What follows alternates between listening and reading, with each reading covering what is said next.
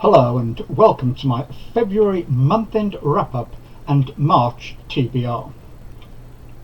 I finished reading Daniel Deronda by George Eliot, the second novel in my Chunksters Reading Challenge, and you can see my review in the info cards above.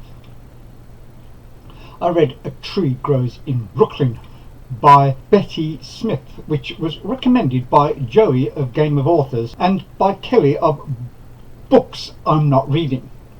Betty Smith's debut novel is universally regarded as a modern classic.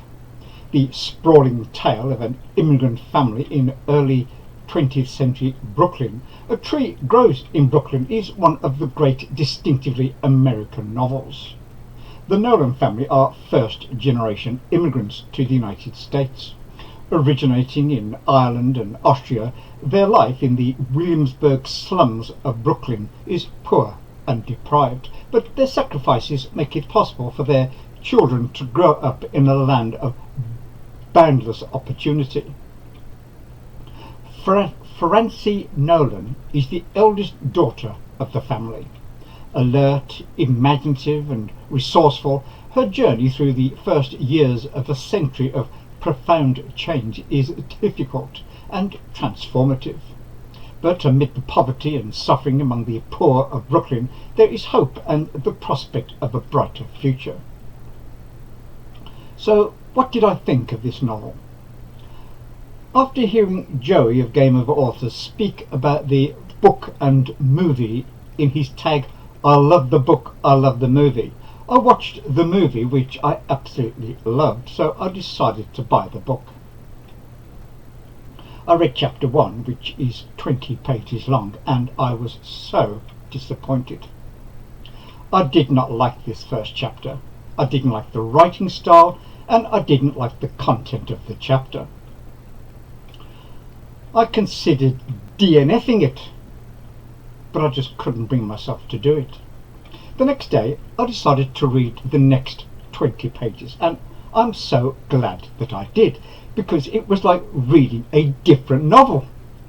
The story really took off, and I began to enjoy it in the same way that I had enjoyed the movie.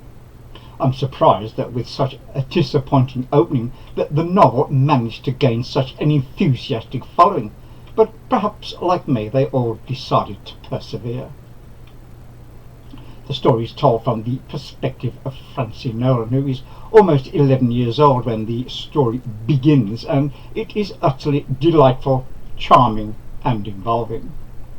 I don't want to say anything more about the novel, because if you have read it then you know how wonderful it is, and if you haven't then I don't want to spoil anything for you. Just read it for yourself, and then you too can join its army of fans, of which I now count myself to be one. But when I came to the end of the novel, of course I had to go back and read the first chapter again to find out what it was that I found so disappointing. Would my experience of reading and enjoying the rest of the novel now change my opinion of this first chapter? Yes, it did. I understood it better now that I have come to appreciate Smith's quirky style of writing. However, I still feel that chapter 1 is the weakest chapter in the novel, but the rest of the novel is simply superb, and I ended up absolutely loving it and Smith's style. And so my rating for this book is A. I read 560 of 825 pages of Orley Farm by Anthony Trollope, the third novel in my Chunksters Reading Challenge, and every page is a delight. I will review it when I have finished it. I read Paul, a Man of Grace and Grit by Charles Swindoll. Charles Swindoll is a pastor, teacher and prolific Christian author. This biography of Paul the Apostle is didactic, but written in Swindoll's famously popular style, full of anecdotes, stories and personal reminiscences. The target audience is, of course, a Christian one, but the method he adopts of drawing life lessons from the experiences of his subject is one that anyone can relate to. For example, no matter how you appear to others today, everyone has a dark side. Regardless of what you have done, no one is beyond hope. Even though your past is soiled, anyone can find a new beginning. A life marked by depth can only be cultivated in protracted periods of time spent in solitude, quietness, and obscurity. The biography has 22 chapters, and Swindoll uses each one to draw out life lessons and shares the wisdom and knowledge of a lifetime engaged in teaching, counselling, pastoring, and mentoring. So my rating for this book is A. I read The Arts and the Christian Imagination, Essays on Art, Literature and Aesthetics by Clyde S. Kilby. The author was a professor of English at Wheaton College, Illinois, and the founder of the Marion E. Wade Center, which is today a major research collection of materials by and about 7 British authors, principally of that group of authors known as the Inklings. Kilby argues in this collection of essays in favour of imaginative pursuits such as literature, painting, music, sculpture and architecture. He contends that art objects have balance, ratio, harmony, design, rhythm, perspective and unity, all of which are found in nature. He further argues for the Christian imagination and that the Bible is the most artistic artifact that we possess. That God is the great creative artist who uses metaphor, analogy, symbols, proverbs, poetry, parables, prophecy, letters, songs, biographies, stories, etc. in communicating with us rather than through a sterile, unimaginative textbook. Kilby writes, the Bible comes to us in an artistic form which is often sublime. The Bible is, in the finest sense, the most imaginative book ever written. No theme could be greater, no characterization more meaningful, no height or depth more profound, no insight more penetrating, no unity of structure in so diverse a framework more pronounced, no reality of presentation more genuine. All great art is the result of imagination, and God was the greatest imaginer of all.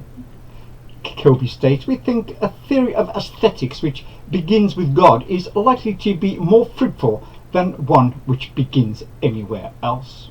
We think also that because the Christian is more intimately related than others to the great artist, he has every right to feel at home in the presence of beauty, whether it be in nature or in the creation of men. As I have underlined all the passages that I will want to review in the future, I will not read the whole book again, so I rate this book as B. I also reread 2 of Shakespeare's plays in February. The first was The Two Gentlemen of Verona. The two gentlemen are 2 friends, Valentino and Proteus. Proteus is in love with Julia at the opening of the play. Valentino is on his way to the court of Milan, and when he arrives he falls in love with Sylvia, the Duke's daughter. Proteus later follows Valentino to Milan, and he also immediately falls in love with Sylvia, although he has vowed eternal love to Julia. Proteus tries to cut Valentino out of the picture, but fails. Julia turns up disguised as a boy.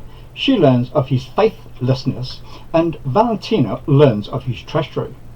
Now a huge suspension of disbelief is required, as Valentino immediately forgives his friend, who then turns around and decides to love Julia after all.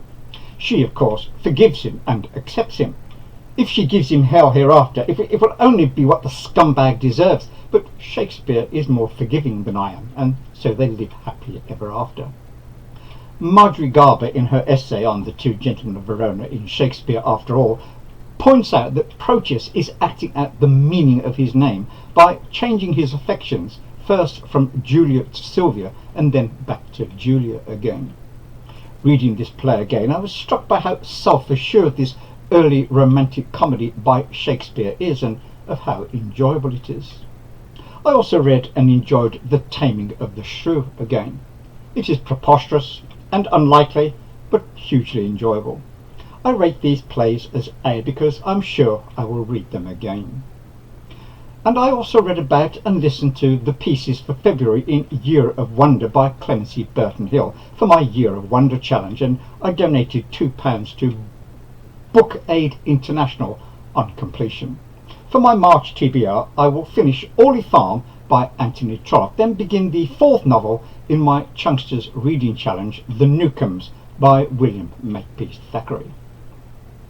Also in March, I'll begin Tara Road by Maeve Binchy, as recommended by Jason of Byways in Bookland, and which will fulfill the Irish Readathon Challenge, which is to read an Irish-themed book or a book by an Irish author.